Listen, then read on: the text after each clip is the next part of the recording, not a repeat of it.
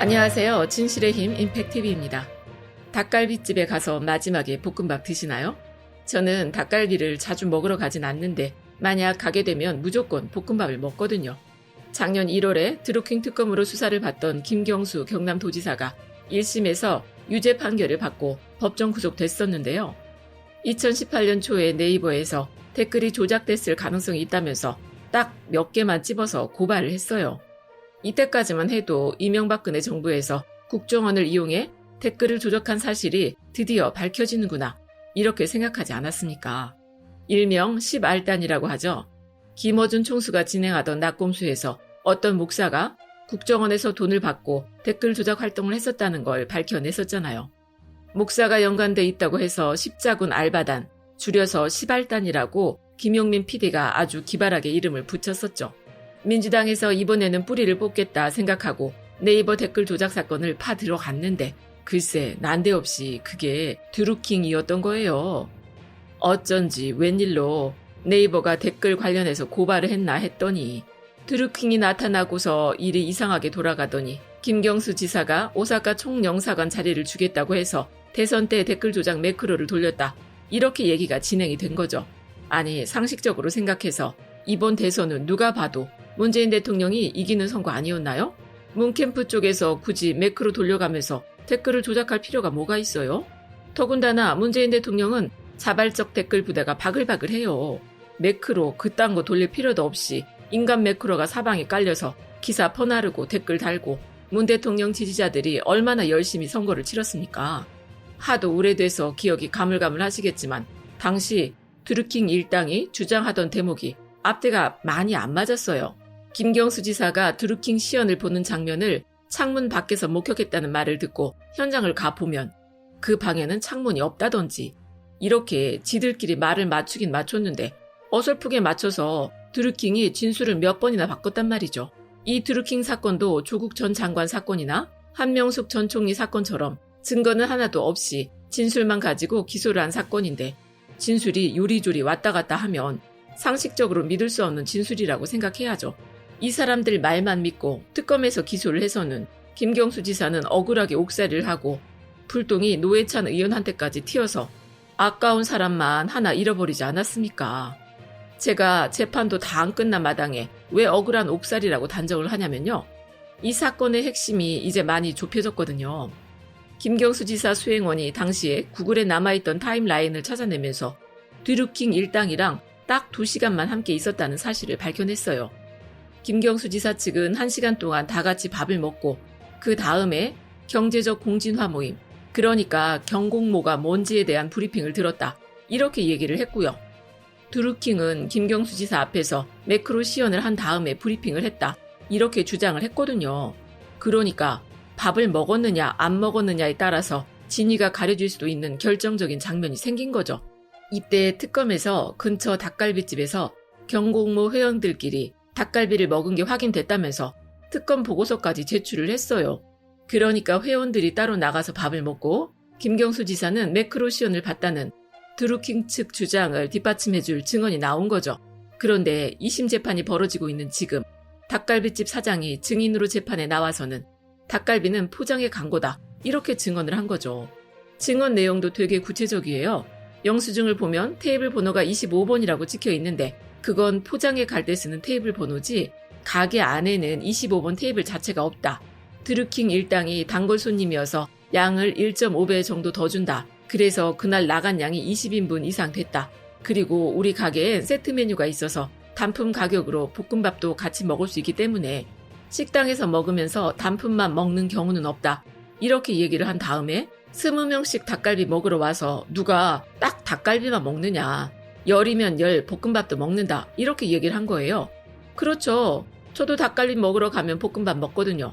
아니 닭갈비 15인분을 먹으면서 볶음밥이랑 음료수를 하나도 안 먹는다는 게 이상하잖아요. 그리고 여기서 더 놀라운 사실은요.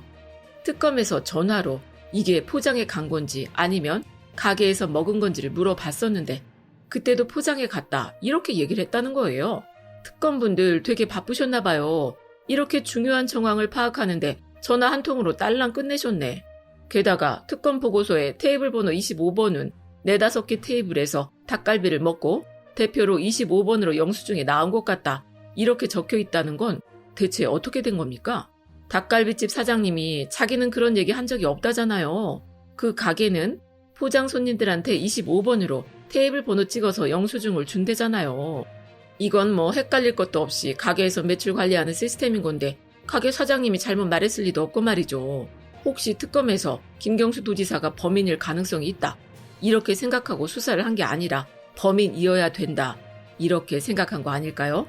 그 생각이 너무 강하다 보니까 특검 보고서에 있지도 않은 4-5개 테이블 합산 영수증이라는 소설이 쓰여진 거죠. 지난 20대 국회 마지막에 검경 수사권 조정 법안이 통과됐죠. 뭐 어떤 분들은 검찰도 못 믿겠지만 경찰은 더 못 믿겠다. 이렇게 말씀하시는 분들도 있는데요. 저는 수사를 한 사람이 기소까지 하는 게 이런 면에서 부작용이 더 크다는 생각이 들어요.